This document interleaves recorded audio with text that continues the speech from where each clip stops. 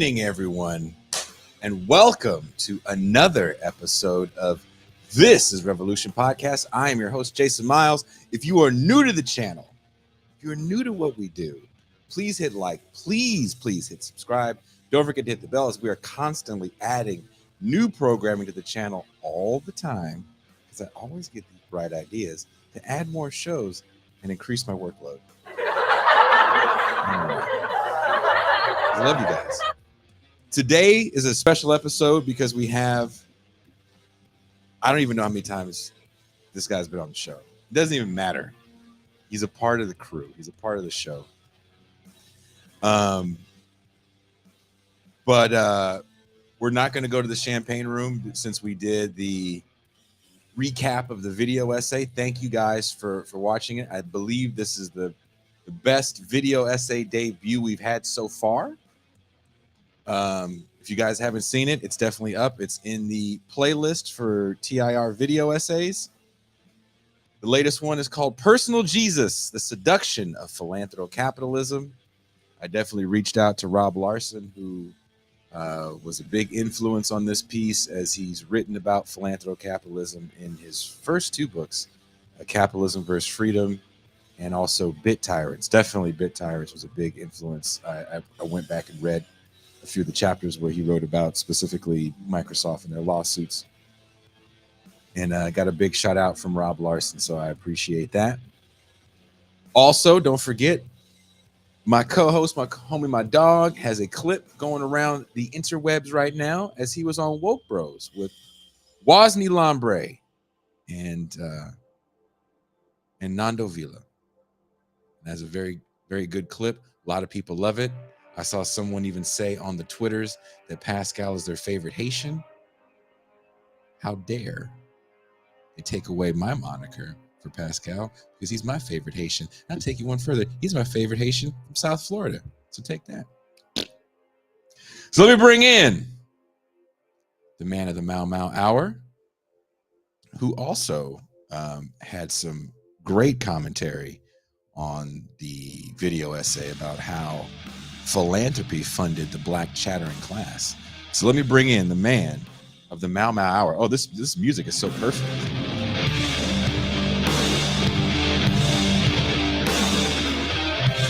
Pascal Robert. Yes, y'all. Peace and greetings to the chat. Peace and greetings to the audience. Peace and greetings, Jason Miles. Shout out to Big Wrzesniewski, Big Woz, giving us love on the Twitters. Appreciate that very much. That was a very nice shout out that Wozni that gave us. Let me tell you something. We've been putting out such great content. I have to stagger my distribution of the content, because literally just in the week we've just done, there's too much. I haven't even sent out the Jordan Peterson one yet, and that's really good. Shout out to Colin. Did you see the message Colin sent us? No. He sent us a thank you message, and he asked if it was okay. Thank him. He asked if it was okay if he cut a clip of us of the conversation. I was like, oh, no problem. As a matter of fact, when you're done cutting it, why don't you send it to me so I can put it up on our channel? Hello. The Peterson, that's going to be in distribution soon. The show last night, Off the Mitrax, has not even yet begun to distribute that in my various methodologies of online distribution. The numbers are doing well for all of them. Yes, and that show, what's so funny about the video essay shows is when I did the video essay recap show for the Bill Cosby video essay, it was Teray, Bertram Cooper, and me. So those numbers did double what the video essay did. And what a lot of people don't understand is with the footage I take, sometimes YouTube suppresses the video. So the Bill Cosby video, it took them about a month before I fought the suppression. So the views didn't catch up. The recap had double the amount of views than the actual video essay. That's the one Malcolm Jamal Warner commented on. That's right. Which is pretty cool. Theo commenting on the video essay. So this one was a little different, where the recap still has more views, but the views of the video essay and the recap are pretty much neck and neck, which was, for me, it's pretty cool to see that people are actually watching these and definitely commenting on them. Like I say, if you have something to say, please drop it in the comments. Pascal might read them before I do. I'm easily triggered. And shout out to the Majority Report, man. I underestimated how people responded to that appearance. People are still like, "Oh, dude, man, you were on Majority Report." I was like, "Yeah, wasn't that like last week?" Thank you, And Sam Cedar. We appreciate shout, the signal boost, as they say. yeah, man. A lot of people responded well to that, and much love, man. Much love to Sam Cedar, Majority Report, Wrzesniewski. Good people, man. A lot of people have been very supportive of our efforts here, and I think that they contribute to us being motivated to put out good content and good quality work. No, I really appreciate it. We're seeing a bump in the patronage, which is allowing us to do things like go over a little bit on the time here today and do a free show for you guys with a pretty esteemed guest. You know, he isn't just some Yahoo from the internet that we met. I mean, this is a real deal. We have had some good guests who literally were Yahoos from the internet. We literally have had some great shows with people who were just Yahoos from the internet that we met. That's true. I'm not afraid to talk to internet Yahoos, but our guest today is not an internet Yahoo. He's a very serious professor who I'm probably going to have to talk to in person at some point about going to do this live show, which looks like we're moving the location, and we really want him to do the live show. And I'm kind of excited. So I'm going to tell him off air about the new developments in the live show that he agreed to be a part of and how much cooler it's actually getting. So I'm excited to tell him that. And then hopefully sooner than later, I'll have news for you guys on that as well. I did have a long, good conversation with Ben Burgess last night. We're going to be doing a show. Teray and I are going to be doing a show with Ben about what's that movie with that white guy? White guy killed people. American Psycho. Oh, okay, great. We're going to be doing a show about American Psycho. And then we're also going to be doing one on Assault on Precinct 13, the original version. That's what's up. So before we bring in our guest, there was a news story that grabbed my attention that I don't see too many people talking about on the left or anywhere for that matter, mainly because of who it involves: the unhoused. Mental health services, the people that work in them, and the conditions those same individuals are subject to working in.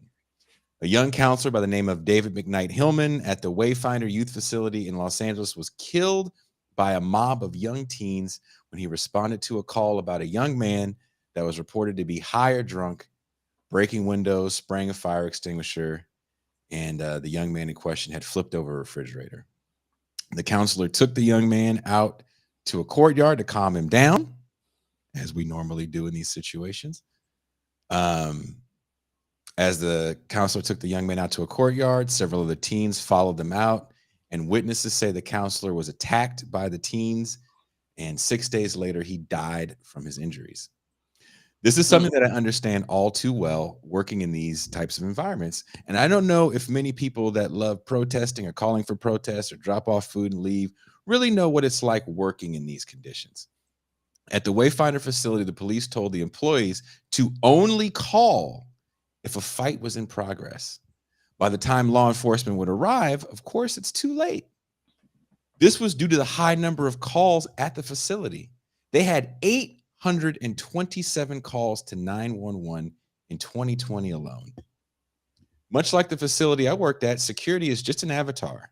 They serve no purpose, as they are not allowed to intervene. I repeat, they are not allowed to intervene. Just observe and report. Once where I worked in Oakland, when two young women were being threatened by a resident physically, a security guard could be seen walking by in the cameras, ignoring the incident, acting as if nothing was happening as the young ladies were yelling for help. These are not isolated incidents. They just don't get reported. Politicians who roll these programs out, usually Democrats, don't want negative press. Republicans love when things like this happen, as they can point to it and say, programs like this don't work. We need harsher sentences. The nonprofits don't want to lose the funding dollars, so they stay quiet about the violence inside as well. That's why they have no problem hiring people with drug offenses, criminal records, because they're less likely to go to the police or press. When I hear the abolish or defund people talk about getting counselors and mental health professionals to respond to calls like the one that cost this young man his life, I often wonder how many of them have actually ever worked in services. You're constantly understaffed, under-resourced, overworked, and your safety concerns are constantly ignored. This is from the LA Times article.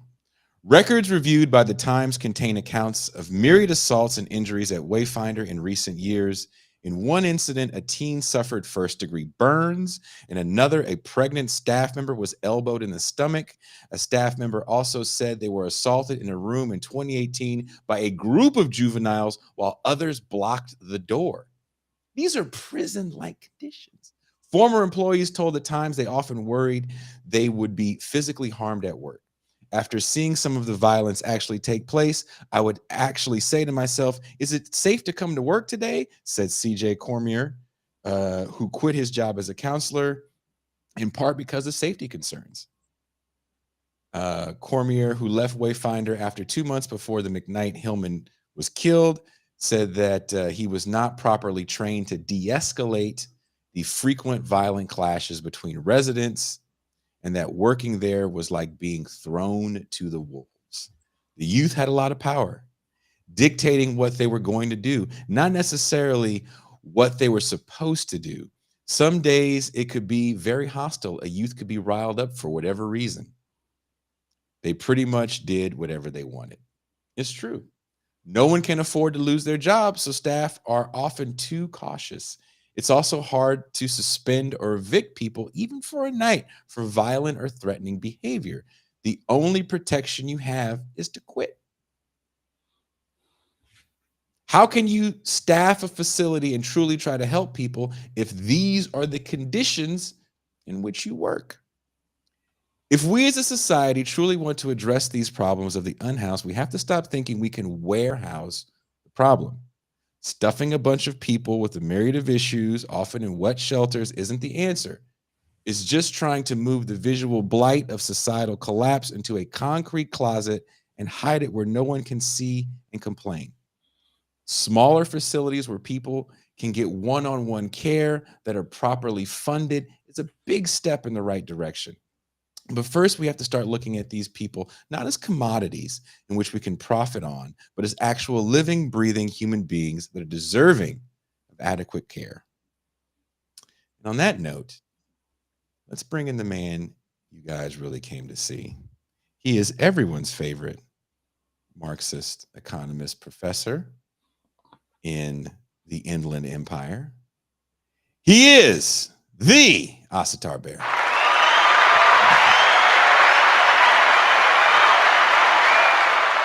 Glad to be back on the program. Thanks so much for having me, guys. Thank you. Good to see you, Dr. Bair. I've only been living in the ether of your tweets, catching That's not a bad place to live. The vibes. And I want to say I'm really glad to have you on. And we're really talking on some touchy stuff today. I don't know, Jason, you want to start off, or are you going to let me have the luxury of kicking off the questions? I'm going to let you have the luxury of kicking off the questions because you personally, as people don't know, because they're not that close with you, you've been concerned about inflation since Joe Biden made a public statement about inflation, and you've been following not just domestic inflation, but how what's going on overseas in the Ukraine are going to be affecting us here in the States as far as supply chains. So, Shoot. Dr. Bair, I'd like to go into a kind of basic analysis here. What exactly is the nature of the economic reality in our current COVID economy, Biden presidency, that sparked the inflation problem from the beginning? Like, you really going right to the core of the issue, right? Like my take on what caused the inflation. Yeah. Yeah. Well, I think that, so let me go back, okay? 300 years of economic theory, right? One of the oldest economic theories that there is, even before economics was a separate field, was a theory of inflation, and this theory today is called the quantity theory of money. It basically takes four economic variables, which are the money supply, the velocity of money, and then the price level and the nominal GDP. And it says this is the equation of exchange, right? So, given that so what are these variables, right? The money supply is how much money there is, right? The velocity of money is how quickly does it change hands? How many transactions are there, per day or week or year, right? Per whatever cycle we're talking about, right? So how often do people interact with markets is basically what the velocity of money is, right? And then we have the price level and nominal GDP. And what makes this a theory of inflation is to say, well, GDP changes only relatively slowly, even in a rapidly growing economy, right?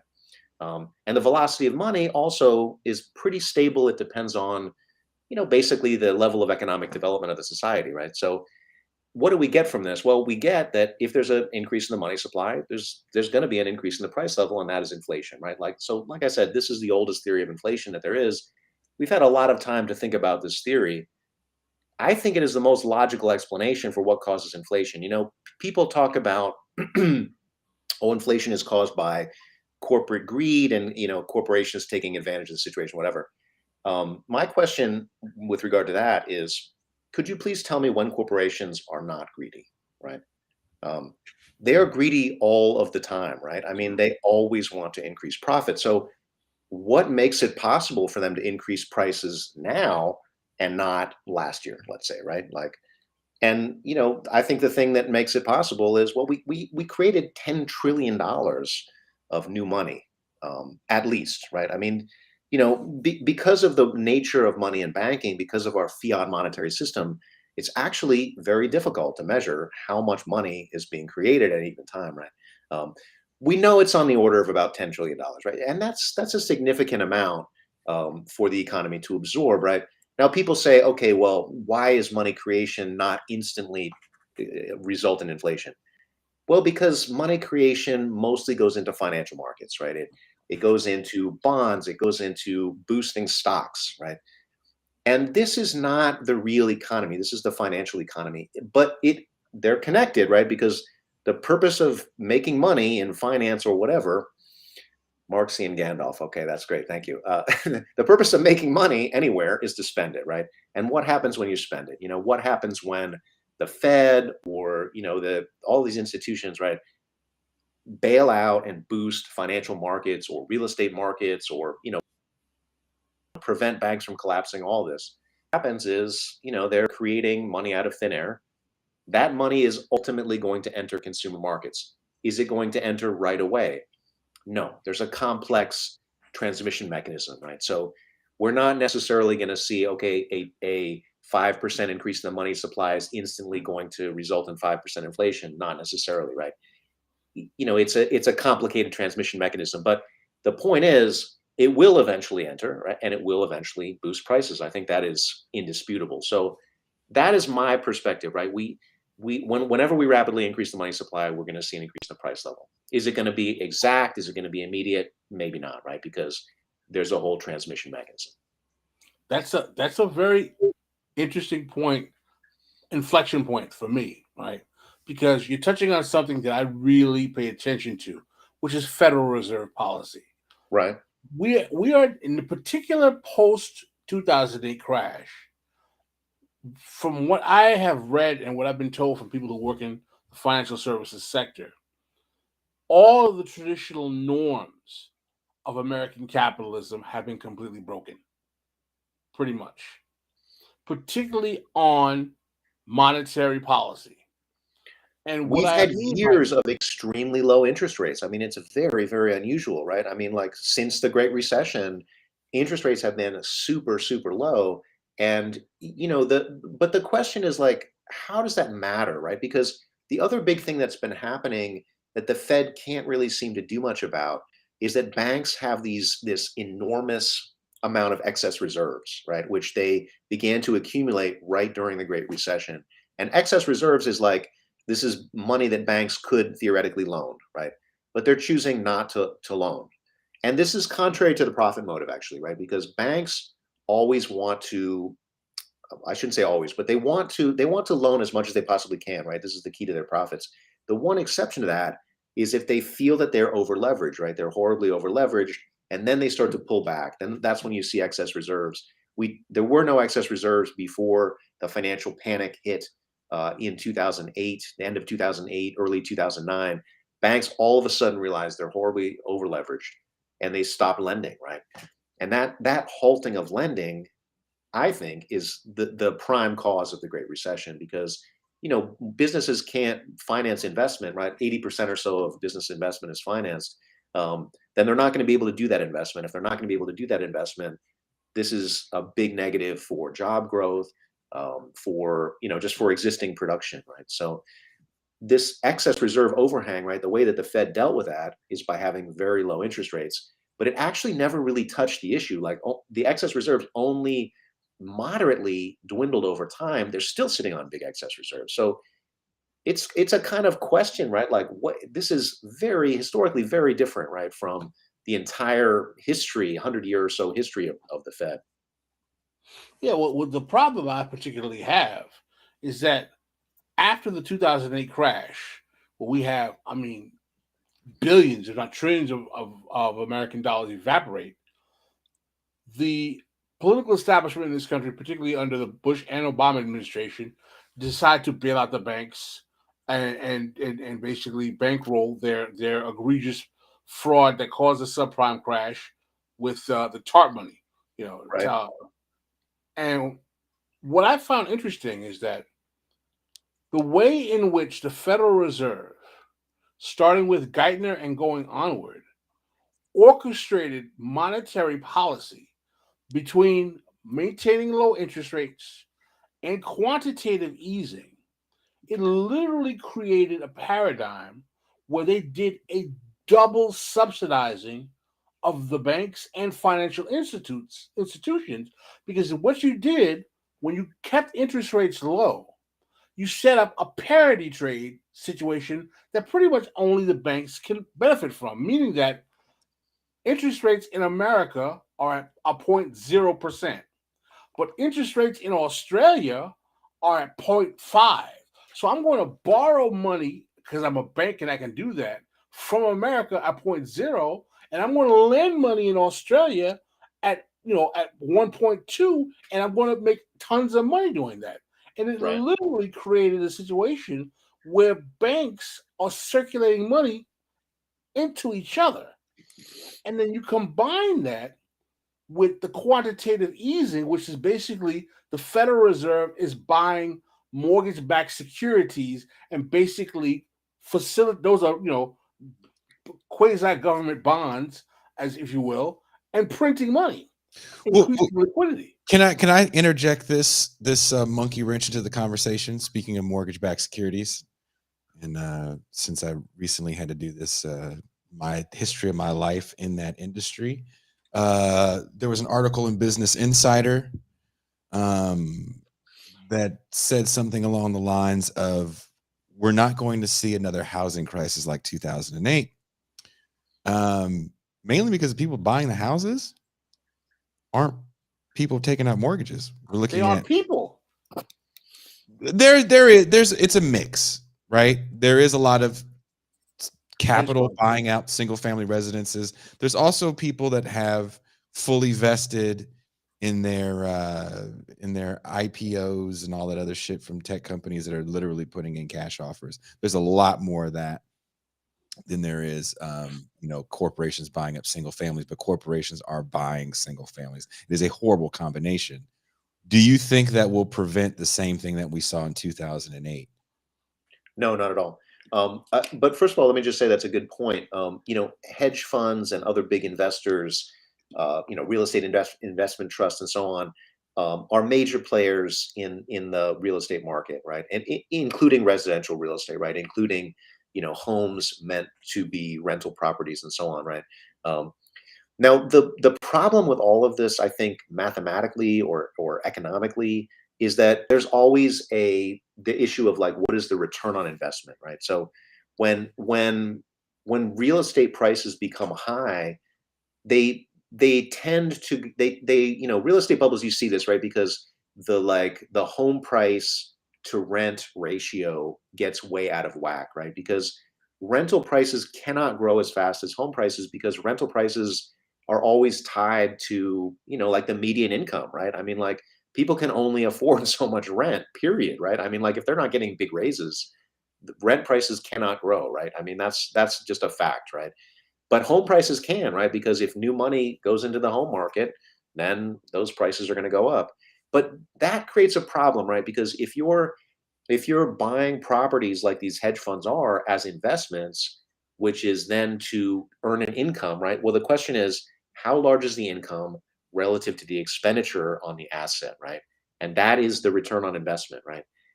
As the home price increases faster than the rental price, the return on investment gets lower and lower, right? And so what happens, like, when that return on investment, let's say it becomes negative in real terms, right? I mean, and that's particularly acute when the rate of inflation is like 8.5%, right? That means anytime you're getting less than 8.5% return on something, you're losing money effectively, right? So, like, is the income that you're going to get on your rental property equivalent, like, net of maintenance and all of the costs, right? Is that going to equal an 8.5% return? I mean, because when home prices get too high, the answer is absolutely no, it will not, right? And that creates a problem because, well, then the money that entered the housing market is going to flee the housing market seeking higher returns somewhere else, right? I mean, that's just the math, right? I mean, and this is how all these guys think, because you have to, right? You're in the search for returns. If you're a speculative investor, you are in a competitive struggle with every other speculative investor for above market returns, right? Um, and so, real estate looked good when you were getting good returns from it, but then the minute it stops looking good, then the money leaves real estate, and then what happens, right? Prices are going to fall, and that ratio starts to get back to its historical average. I don't know. I hope this is making sense to everybody. I don't know. I want to ask you another question. What do you make of the explanation that people were saying for a few months that the inflation was caused by a COVID supply chain problem, in that because of the inability to transport goods and services through international thoroughfares because of labor shortages or a variety of other things, it was causing a lack of ability to transport materials that were needed on a retail level, and as a result, prices started to go up.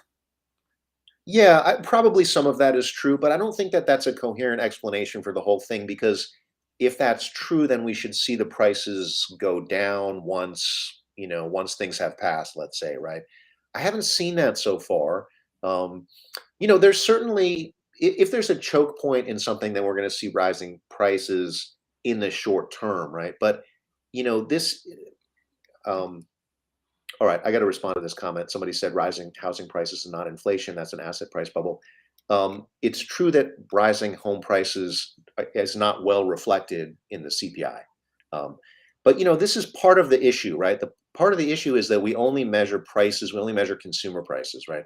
We don't measure asset prices. And so when new money, which overwhelmingly goes into asset markets, right, boosts those markets, boost the prices in those markets, we don't consider that inflation, right? Like, the Dow goes from 10,000 to 33,000. We don't say, oh wow, that's inflation, right? We say, fantastic news.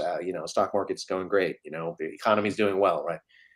But this is a very narrow-minded view, right? I mean, like, inflation has to be considered I mean, if we are considering it in the old-fashioned way, right, which is what is the average price level of everything, right? Now we don't do that because, basically like tradition, right? We have this, the CPI is a market basket of certain consumer goods, right? It doesn't include financial assets. So by definition, that's true, right? We don't consider rising prices of asset prices to be inflation, but that's not good, right? I mean, that's that's a kind of problem in our perception, we should, right? We should look at everything. Absolutely, absolutely. Now, what about the situation with labor? People are saying now, allegedly, unemployment numbers are pretty good. Some people are saying that I've heard economists say, "Oh, we're coming on full employment in America right now," and I'm like, how are we going to say we're coming on full employment when we're in a COVID economy where there are people who have been dropping out of the economy who aren't re-entering looking for work? And we all know that most of the labor numbers, unless you're talking about full labor participation rate, are not measuring people who have stopped looking for work. Yeah, I mean, you're right. So that's quite true. If you drop out of the labor market, you're not going to be counted as unemployed, right? You'll just count as, no longer participating in the labor market. You're not part of the civilian labor force anymore. So, that's an issue, right? And unemployment always has this issue because you're actually, with unemployment, you're trying to measure something that is unobservable, right? Which is, okay, you have to not have a job, but you have to want a job, right? And you have to be, actively seeking employment in the last 4 weeks, right? This is the criteria. How do you measure when somebody wants a job, right? How do you measure what somebody wants? So they do this through surveys and whatever. They try to get a fix on this, but it's always an issue, right? Like, has somebody dropped out of the labor force because they have tried and failed to find work, because their perception is, forget whether it's accurate or not, right? Their perception is there's not a job there for me, right? So, well, I'm going to do something else then, right? Um, and then how do we count that, right? Do we count that as unemployment, or do we count that as, oh, that's just somebody's voluntary choice or whatever, right? So, this is a long established issue with unemployment numbers. Um, for years, economists talk about, mostly from the left, right? Mostly commies like myself, right? Said this, and the BLS sort of ignored it. And then in the 90s, they said, all right, we're going to introduce some new measures. We'll introduce a very broad measure of unemployment called the U6, which includes those who, dropped out of the labor market for economic reasons. It includes those who are working part-time, but full-time. These are all issues, right? Like, if all you can find is a part-time job, but you really need a full-time job, you're underemployed, right? I mean, and that becomes, but because, the way the numbers are measured is, if you have a job, you're not unemployed. So, these are definitional issues. I personally think that the U6 is just a better measure, and we should probably use that. But the U6 is always like about twice as high or so as the U3, which is the typical measure. So, do you think that we're experiencing uh full employment, according to some who say, because unemployment is so low? Or what exactly? How do you gauge what's happening there? No, I wouldn't say we're experiencing full employment. I mean, so the concept of full employment, this is one of these old debates between, the classical school, right, the neoliberal or neoclassical school of economics, and then the Keynesians, right? And, Keynes basically argues, look, economies are very rarely at full employment, right? Capitalism does not tend to produce full employment, except sort of by accident. Like, maybe sometimes that happens. If it does, that's great.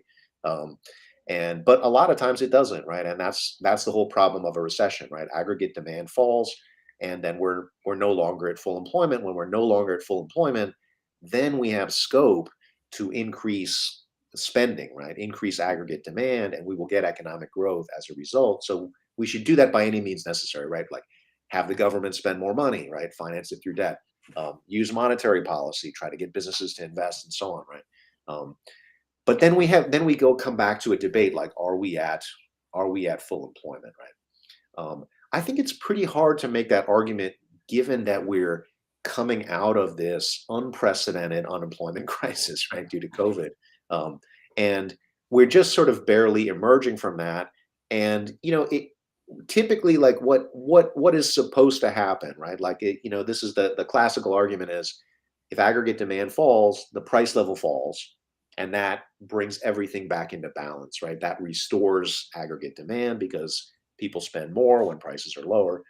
But of course, what we see in recessions, we don't really see much in the way of falling prices, right? I mean, like, think of, like, Pascal, you've been around a long time, right? Think of the last time you saw significant deflation of any sort, right, in the U.S. economy.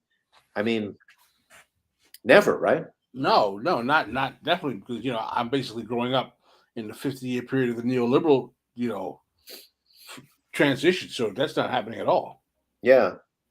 So we never really see falling prices, and then what we see is like varying shades of inflation, um, and we have this issue right now. I mean, the headline inflation number, right, 8.5%.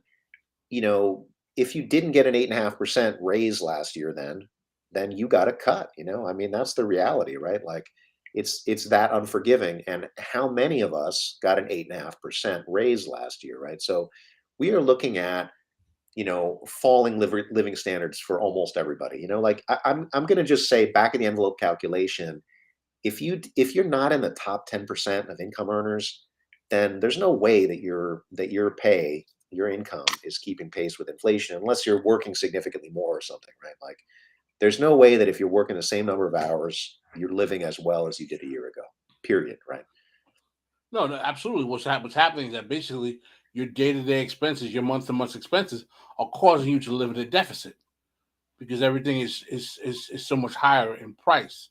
And what do you make of some conservatives saying that it was Biden's COVID largesse that caused the inflation, i.e., the monies that were sent out, the child tax credit, the $600 that Biden sent Oh, out. wasn't most of that started during Trump though?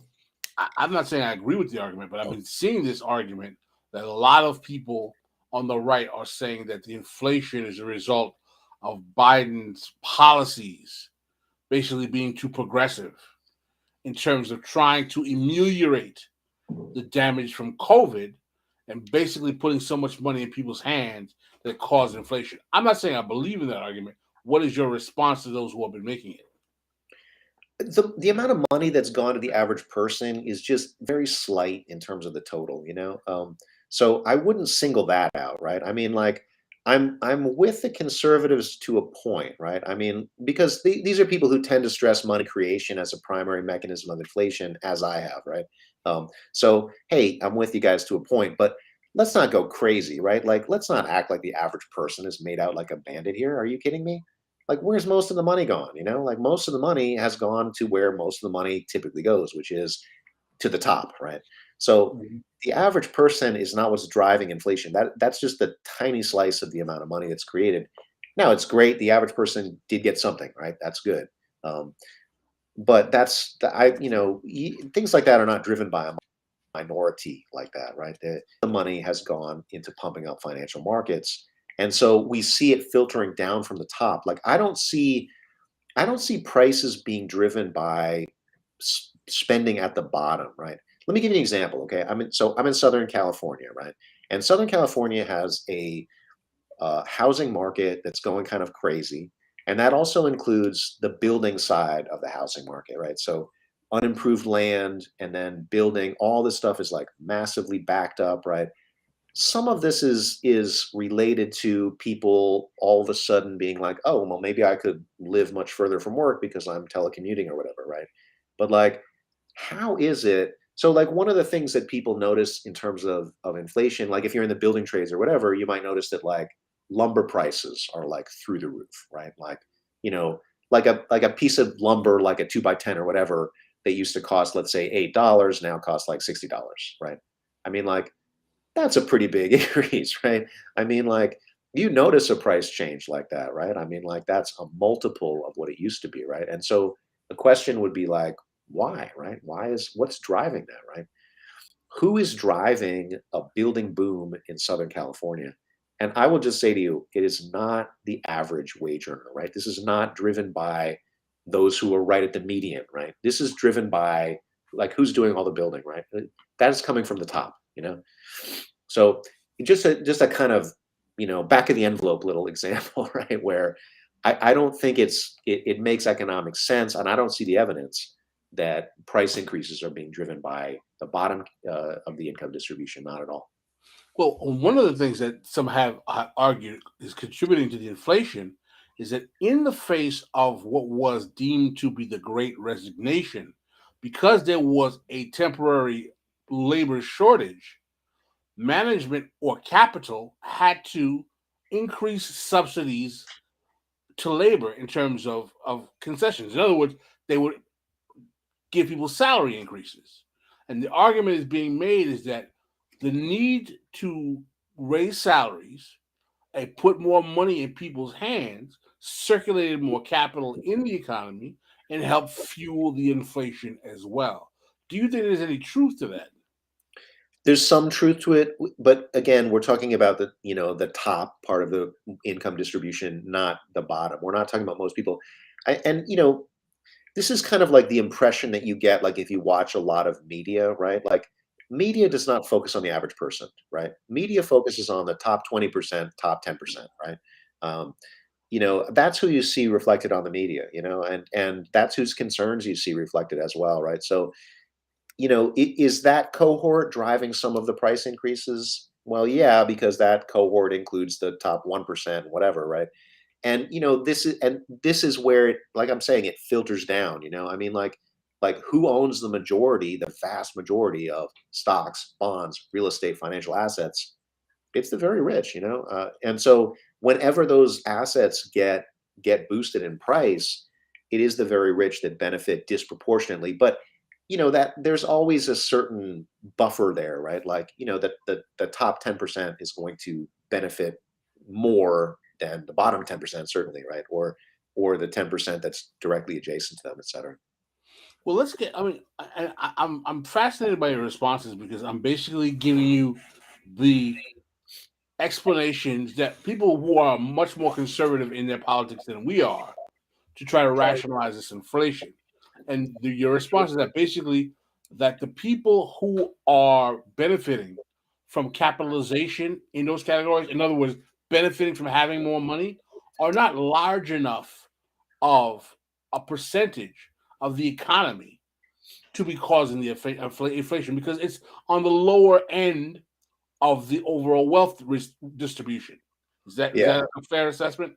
Yeah, I mean, so in this sense, there's two things economists talk about, right? When you talk about payments to the average person, like especially during a recession, right? One of them is stimulus, and like everyone called the COVID checks stimulus checks, right? Stimmy checks.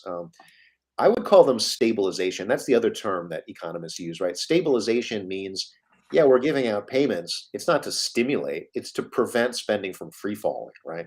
Because a lot of people lost their jobs. I mean, we had unemployment numbers that were just through the roof, right? I mean, like, and what's going to happen when, 20 million unemployment claims, going up from like 1 right to 20 in a single week? Um, well, there's going to be less spending, right? So, okay, you rush checks to people just to stabilize their spending, right? Are you going to stimulate spending? Are you going to expect to like boost spending? No, that's crazy, right? You're just expecting to kind of keep it near the same level or something, or prevent it from falling too much, right? So we have to kind of keep that in mind, right? Like the stimulus checks, as we call them, are not really stimulus. They're more like to prevent a disaster or prevent a bigger disaster than what we saw, because COVID did represent a major hit to GDP and spending, right? However, we also saw that spending bounce back. So COVID is a very unusual phenomenon, right? But I don't think it makes, like when you look at the macro data, I just don't see the support for that to say like the average person receives so much, the government money that now that's boosting prices. No, they got barely enough to like, give to their landlords, right? I mean, and speaking of, right, this is where a lot of this money also went right directly into the pockets of landlords. Um, So I just don't see that as like, that doesn't make sense to me as what's driving price increases, right? That's I not. agree with your position on that. And here's a question. I got a super chat here from Big Woes, Wrzesniewski. Okay, so inflation is being caused primarily by our overlords, just like every single other society malady. Awesome. I guess that's a statement more than a question.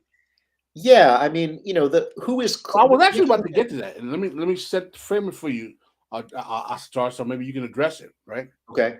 So we realized that the average citizens who were beneficiaries of the stimulus packages, whether they be unemployment checks, STEMI checks, or whatever, are too low on the wealth distribution scale to have been causing the inflation, right?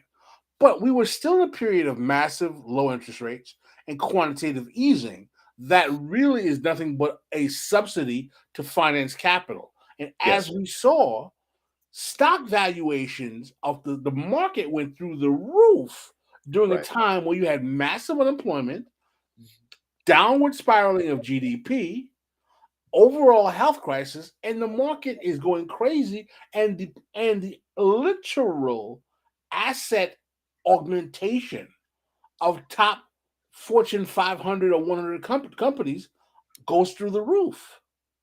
So the question becomes, is the inflation caused by the fact that major corporations are doing large scale stock buybacks, and because they're the only ones who are flush with liquid capital, they're basically hogging up securitized assets and real assets, housing, real estate, bonds and stocks, and are fueling prices going up, as well as maybe corporations price gouging for goods and services.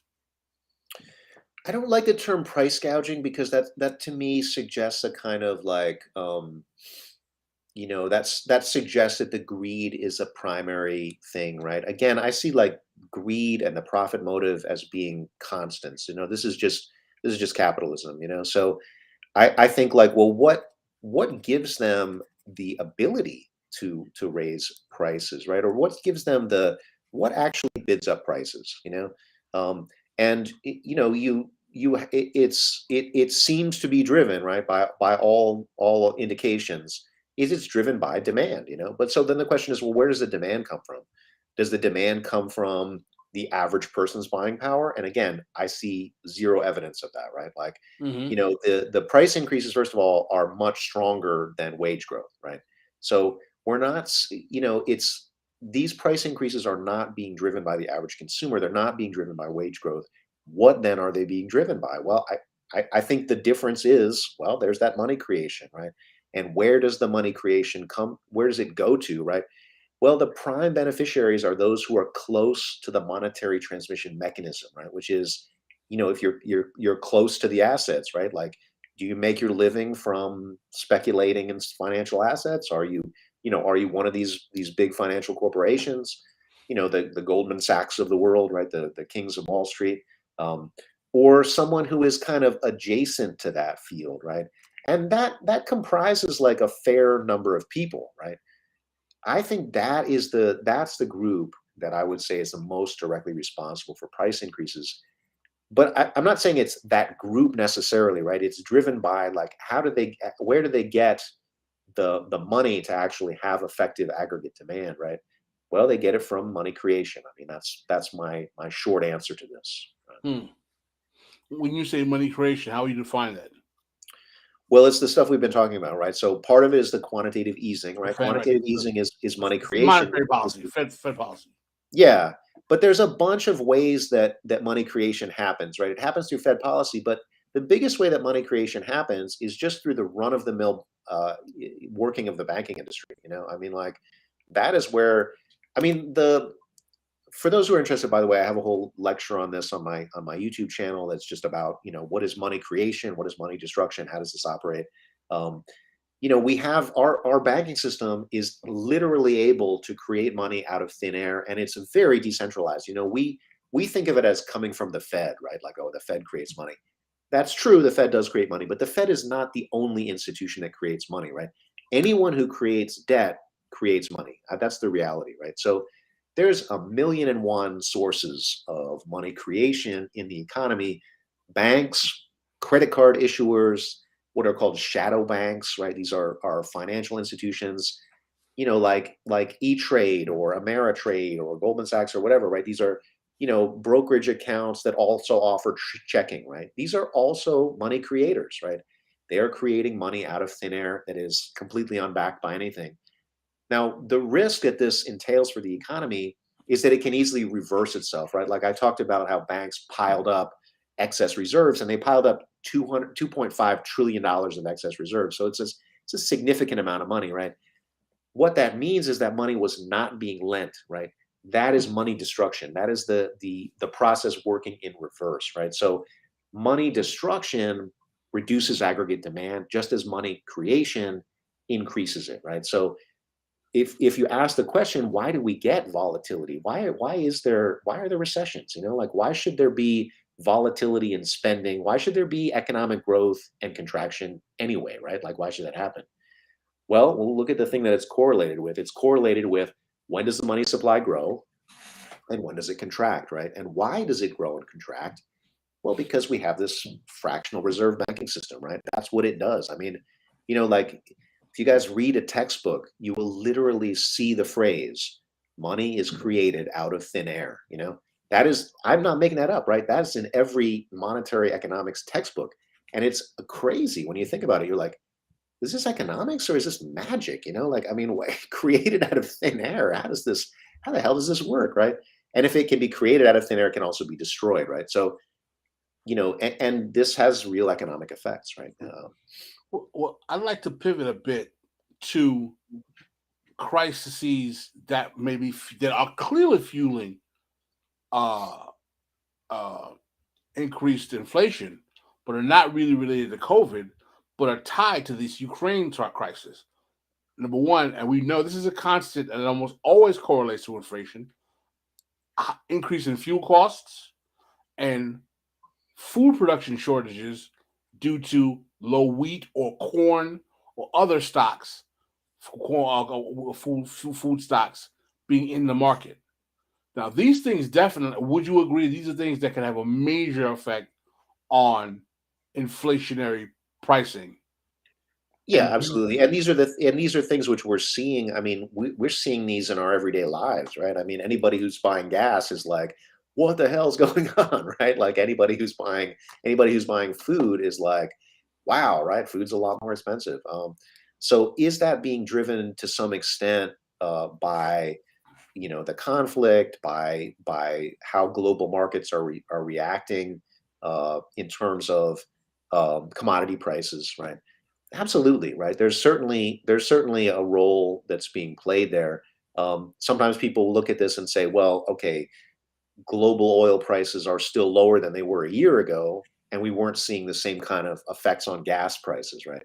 Um, which is true, right? So, you know, um, I'm not sure how to answer this exactly, because I mean the answer to your question is basically yes, right? Like, but how does that then help us to understand, these larger forces, right?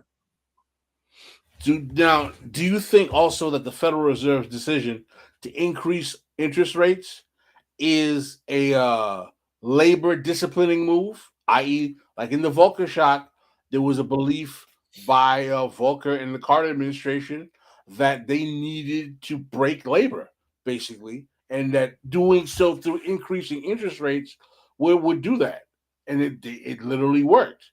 Do you think that because of the belief that labor is being too highly compensated because of the COVID, and that the Fed is going to use that as a pretext to say it's causing inflation, that one of the motivations behind their arguments that they're going to be increasing rates regularly is to be a labor disciplining in terms of either cut down pricing for labor, or in other words, people are going to have their salaries go down, or literally people are going to get fired? Because what's going to happen is that if there's going to be no money circulating because interest rates are going up, that means no one's going to borrow money. No one's going to borrow money. No one's going to borrow. That means that investing in hiring, job expansion, construction, all of the things that increase labor participation dry up. So do you see that one of the motivations of the increase of interest rates is inflation as a pretext, but labor disciplining as an actual goal? It's a little hard to say because I think the Fed is quite dishonest actually about what is the functioning of interest rates, and why do they lower them? Why do they raise them? How important is this as a mechanism? Banks. So here's the way it's supposed to work, right? This is like what everybody learns who takes like intro to macro or whatever, right? What you learn is the interest rate that the Fed controls. This is called the federal funds rate. Okay. And this isn't an interest rate that's relevant to the average person, right? This is an interest rate that is only relevant to the banking system. Okay. So it's kind of like the lowest interest rate that exists in the economy, which is the rate at which banks lend each other To money each other. for their reserves, right? And so you say, all right, they have reserves, right? They're supposed to nominally keep on hand 10% of the money that's deposited, right? So for every $100 that's deposited in banks, they can loan out $90 of it and keep on hand $10. Now, this is already insane, right? Because the question is, wait a minute, like you're lending out almost all the money that you take in. How the hell is this supposed to work, right? And this is in fact one of history's greatest cons, one of history's greatest shell games, right? Is we allow banks to essentially make use of something which does not belong to them, right? That's other people's money. And then we socialize the risk of that, right? So that if something happens, oh, we didn't get the money back from some of these loans, we made bad loans. Well, then the Fed is there to, say, all right, we'll give you the money, right? So, the question is like, does it really matter, right? Banks supposedly, right? They lend more when the federal funds rate is lower because they know that they can always, they can borrow more cheaply in order to maintain their reserves, right? But the thing is that banks have very well established loopholes to this, right? They can do what's called a repurchase agreement or a repo, right? Meaning they can move assets off their balance sheet so that they no longer count relative to their reserve ratio. Okay, it's a well-known loophole. So the question is, or they can, like, if they're a multinational bank, they can take advantage of something called euro dollars, which is basically like money that's held in a branch like Bank of America or Wells Fargo or whatever, right? These are big international banks. They have branches all over the world, right? So if they hold money notionally in some other country, well, that money no longer counts toward their reserve ratio, right? But what does it mean to hold money in another country? Money is basically an accounting entry, right? Almost all of it is an accounting entry. So how do you hold money in another country? Well, don't you just label it that's in another country, right? I mean, like, you see what I'm saying, right? If it's an accounting entry, then where does that exist? It exists nowhere, right? It exists everywhere. It's information. So banks understand this, right? They understand this very well. They can circumvent the Fed's reserve ratio anytime they want. And when you look at what they actually hold, when you look at their actual reserves relative to their actual deposits, 10% is a complete fiction, right? And during the boom, it's less than 1%, right? So when we go back to like 2007, right, when the economy was booming, before they started stacking up all these excess reserves, they were holding hardly anything, right? They were holding like 86 cents per $100, right? Not $10, 86 cents, right? And then they realized, oh my God, right? We're basically existing in a zero reserve system. The tiniest fluctuation, the tiniest downturn is going to kill us here. So I think, what the Fed says, oh, we monitor interest rates super carefully and we do that to fight inflation. It's like, are you kidding me? Right? The Fed props up an insolvent system for the benefit of those at the top of the system. And now you want to tell me that you care about inflation? I mean, that's a joke, right? I mean, like, you sit on top of and maintain the greatest inflationary system ever known to man, right? That's what you do. And then you have the audacity to tell us it's about inflation. It has nothing to do with inflation, right? It has to do with keeping the banking sector going, right? Preventing it from collapsing because it's permanently insolvent, right? I mean, that's the reality of the banking system. Can you explain on how the threat of inflation adversely affects the banking system in specific ways? Well, what is the Fed worried about in that context? I don't think they are, right? They're worried about our banks going to collapse, right? If you look at the 350-year history of central banking, central banks were created to protect private banks. They were not initially part of the government, right? I mean, they were created in order to move liquidity around the system to prevent bank failure, right? But banks responded to that in the typical way that any profit maximizer is going to respond to somebody reducing your level of systemic risk, which is they're going to take on more risk, you know? It's like, oh, you're going to protect me from my consequences? Fantastic. I love it. I'm going to take much bigger risks then, right? Because that's where the profits are, right? So I don't think that, inflation is sort of the boogeyman that central banks always talk about. Oh, we do everything we can to defeat it. I think that's nonsense. I don't think they care that much about labor either, to be honest, right? I don't think that bankers they're not primarily involved with disciplining labor, right? They care about it, right? Because they invest in all kinds of productive industries, and they do care about profits in those industries. But they are not the primary ones who discipline corporations, right? Or discipline workers, let's say, right? Now, if a corporation is not doing well, okay, their stock price is going to not fare well, right? They might not be able to borrow as much. So banks do play a role disciplining corporations, but it's not. All I'm saying is, they're not direct. I don't think they're directly concerned with disciplining labor. I think that's more of the industrial capitalist realm. Okay. So you say that you don't think that really the discipline of the labor is a consideration. So the question becomes then, what is the only way that anything can be done policy wise to cut down this inflation is Fed rate hikes? Are there any other options? Well, we have a system that is inflationary by its nature, right? I mean, we could. I think you want to ask me like what would be a non-inflationary system.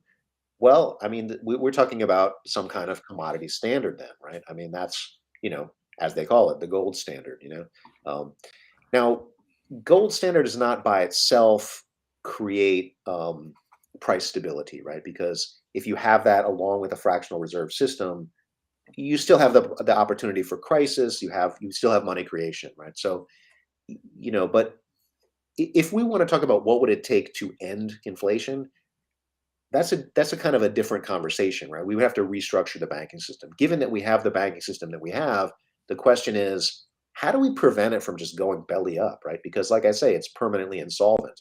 So how do we prevent markets from recognizing the insolvency and acting on that insolvency, right? Um, that is primarily what the central bank does, in my view, right? I think the idea that they try to maintain full employment, this is a thing that they say, absolute nonsense. I don't believe that for 1 second. Or the idea that they try to prevent increases in the price level, I think that's also nonsense. They don't try to do that either. We got a super chat here we want to take from Joey. Aren't we downplaying the impact of supply? At work I see parts of that used to take 2 weeks now to 10 when supplies drop. Those will cost people, set people. Yeah, we talked about that. We talked about how the supply chain is considered to be a large part of the problem of what's causing the inflation due to the COVID. But you're saying that can only last so long, Dr. Bear? I think it can only last so long, right? I mean, because just conceptually, you're right. It should bid up prices, but in the short term, right? So then the question is, when that passes, do we see prices return to normal, right? I don't think I mean, that's an open question. Let's see what happens, right? I could be wrong, but I doubt it. That's my, I'll just go out there on This Is Revolution. I doubt that we're going to see prices return to normal. I mean, we might see some decreases, but I don't think we're gonna go back to the same price level that we saw before. So someone has a question for you, Dr. Bear. This is a Dr. Bear question. Let me find it. Oh God, the chat is moving very fast. The chat is on fire. Yeah, I can't follow it. Okay, here it goes. It's on the screen now. Can you ask about the bankers on Mao's Long March and how the parallel currencies affected the revolution? Whoa, you blew me away with that question. That's a good question. Are you trying to So, find a parallel to here with Mao's China and the current situation, Cherries? Because they're not the same. well, what we see, I guess I'll try to answer this broadly in terms of socialism. What we see in the Soviet Union, what we see in China is, we have these successful socialist revolutions, and then there is, a takeover of the banking sector by the state, right? Um, and and then banking is run in a kind of a different fashion, right? Um, Now it's similar, right? Because these are countries which continue to have fractional reserve system. They do a number of different things with their currencies, right? So at times, right, the Soviets do have a gold-backed currency at one point, right? They also have like a fiat version, right? And the same thing Mm. with China. But China that they have a fractional reserve banking system. They have a fiat monetary system. Um, the thing that's a little that they do that's different is the state takes a very active role in terms of planning and investment, right? So and they use their control over the banking sector to serve those goals, right? And I think what you see motivating that, right? You see a couple of things, right? One is economic development, right? So they want to fund the projects which they see as critical, right, in the planning process, right? And China has done this incredibly successfully, right? That is, start with the basic industrialization and then move up the value ladder to produce higher and higher value added manufacturing goods, right? So under Mao, we're talking about the pig iron, and these are like basic industrial commodities, right? You need iron, you need steel to make almost everything else, right? So you develop that first, right? You develop textiles, you develop the lumber industry, you develop concrete, right? These are all just primary industrial products. But this is not how you really develop the forces of production. It's only step one, right? So to do that, you got to start producing things like tools and cars, and right. So the CPC was always on top of this, right? Was always like, okay, how can we use the banking sector to meet our goals in terms of our plans, right? And that is different, right? That's not the common pattern of industrial development under capitalism, because capitalism is typically the anarchy of production, right? So no one is really in charge of it. Banks invest in whatever they think is most profitable, right? There's no overarching plan. So that part of it is very different. I'm not sure if I'm speaking to the question. I don't think I fully understand the question, but I'm open to a follow up if you want. Someone asked, what is the full impending ramifications of this quantitative easing? Yeah. Well, that's a good question. I don't think anybody knows that. You know, um, uh, Yanis Varoufakis believes that it's causing us to transition into what he calls techno-feudalism. Or just good old fashioned capitalism? Techno-feudalism, that's a great phrase, which nobody really knows what that means, or at least I, I don't. I think look, man, I think it's a way to wake. This is just my opinion. Giannis isn't here to tell me to F off, but it feels like a way to start a conversation where people can start talking about capitalism in a negative light that Well, gets into more mainstream conversations. And I don't like to, like, I understand people are like, oh, I don't get it. It's stupid. Like, I get why people say stuff and they laugh and say, you don't know what you're talking about. But I think it's just a slick way to be like, look, no one's going to listen to you, but we're going to market anti-capitalism in a way that gets a conversation going that's beyond there is no other alternative.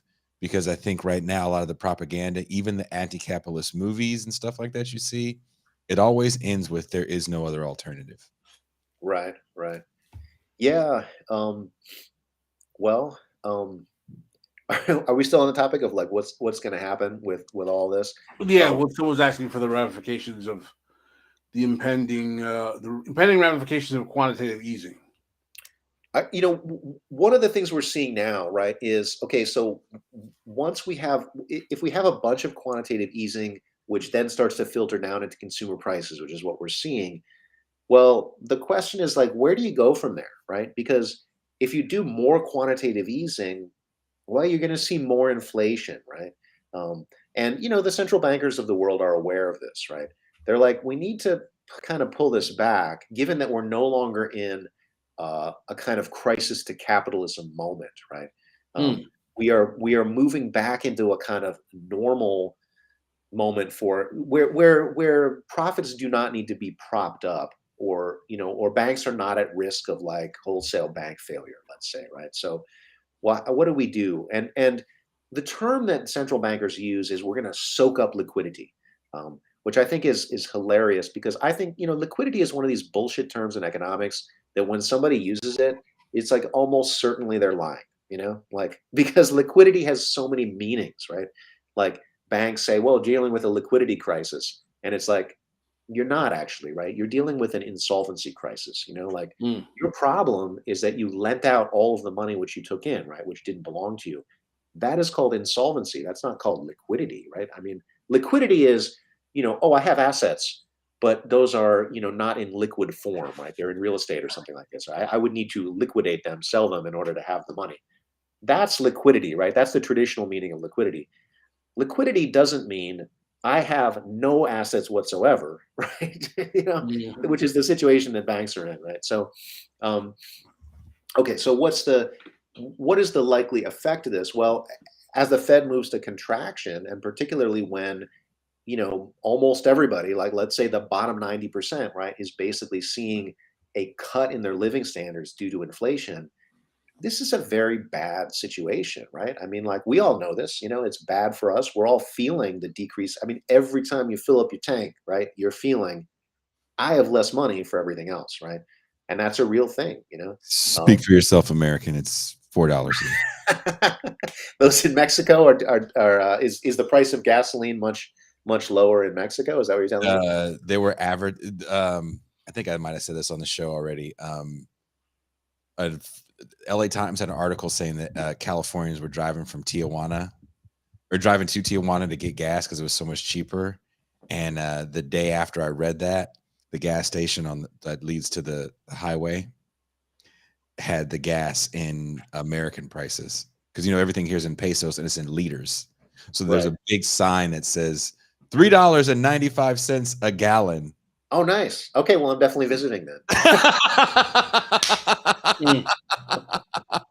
I'm terrified to drive up. I have to drive up when the show is over. I'm going to leave like around midnight, and I am literally terrified because I haven't seen, like, the gas prices went up here like a couple pesos a liter, and 800 pesos didn't fill my tank, which is like $39 or so, $40.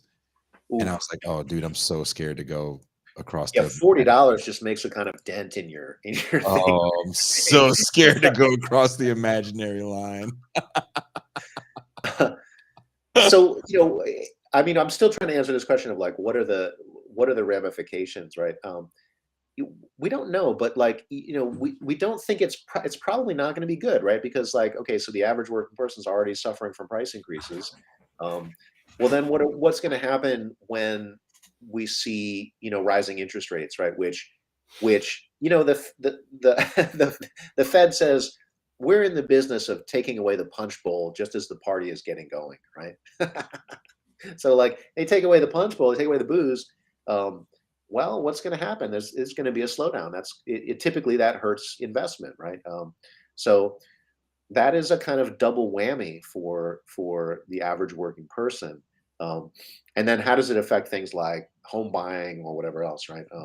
Well, it affects it negatively, So we are basically just emerging from COVID, and then we have this, series of shocks, which is likely to hit, I think, in this year, certainly. Oh, there we go. Well, Dr. Bair, excuse me as I come on. Thank you for joining us this evening and engaging. Absolutely. In this very fruitful. What a spirited group you have here. I feel like I'm only just scratching the surface. Oh, also, if you guys want to follow Dr. Bair, hold on one moment, because we have the link. Unless I took it down. Nope. Here it is. If you want to follow Dr. Bair on Patreon, there you go. Patreon.com/Asatar Bair. I've also mentioned a couple of my lectures on my YouTube channel. If you put in my name into YouTube, you'll see me come up there. And I have lectures on inflation. I have lectures on the banking system, on monetary policy and stuff. If you don't know that stuff, you can learn it there. Or if you know it already and you want to see like a little different angle on it, then check it out. And for those that don't know, Dr. Bair wrote a book on prison labor. Yeah, that was the topic of my interview we did. First interview we did was your book on prison. Jason, you mind if I shout out a book that I just got today and I'm just skimming? It looks kind of fire, kind of hot. Sure, You sure. Go for it.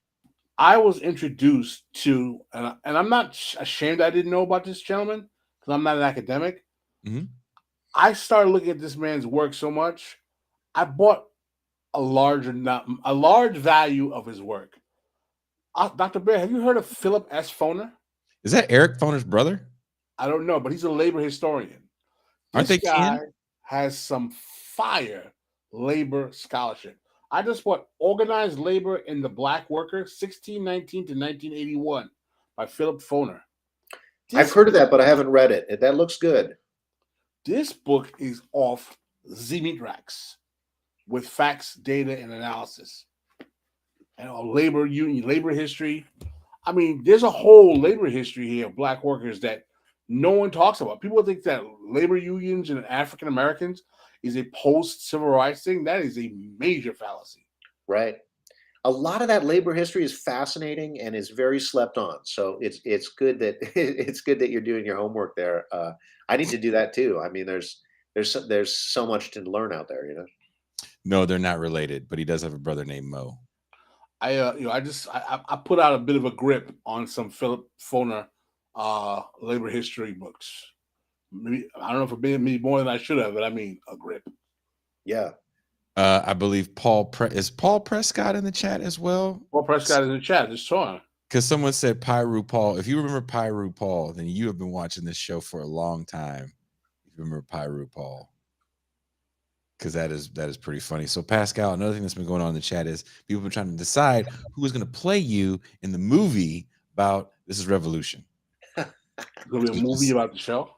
I don't know. I mean, one of us is probably going to have to die a horrible death for anyone. We don't want that. Don't put that energy out in the world, man. The words have energy. We rebuke that in the name of the almighty power.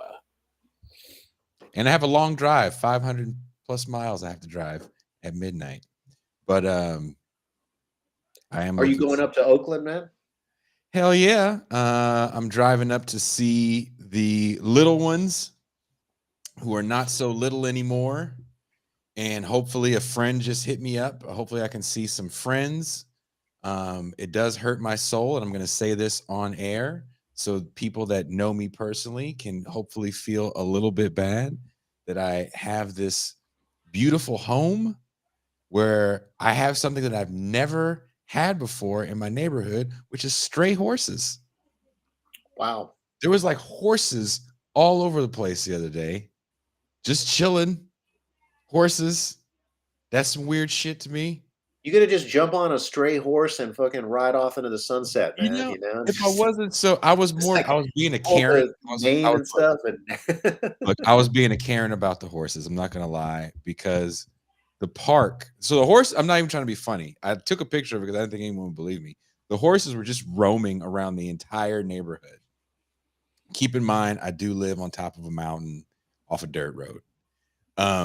And I'll tell Joey, I'll tell you a funny story about Keegan Michael Key after I'm done with this and why he should play me if then fake this fake movie.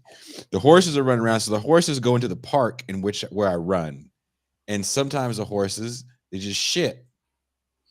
And they shit where I run. So it's like, now it's an obstacle course. And I'm not ready to do that type of cardio. I'm just trying to get my straight run on. I'm not trying to jump over shit. Right. As well. And I don't know. I've never ran. I'm from a city. Yeah. Can I run with horses? Can I run around horses? I don't know. So another added adventure to my just daily run. And then I want to get mad. I want to find out who owns the horses so I can yell at them about the horse shit. But is that something you really yell about in Mexico I don't when you think know so. where you live? Do I you think let you shit just you happen? get into a pack of horses and just start sprinting, and just let the fucking feeling take you and just run off into the sunset. It That's was. that's what I'm visualizing What do for you you. call a baby horse? Is there a name for a baby horse? It's called a foal. There was 2 of them. So again, I don't know. Maybe someone has horses and they knew the one was going to have a baby and they just let them. I'd never seen anything like that. I live by the ocean. It's gorgeous where I live. My friends don't come visit me. My friends don't come visit me. So that hurts my soul. My neighbors, they have friends come visit them because they know how dope it is to live over here. Well, now I'm definitely going to come down and visit you. We're going to jump on some wild horses and just ride them bareback, man. Right?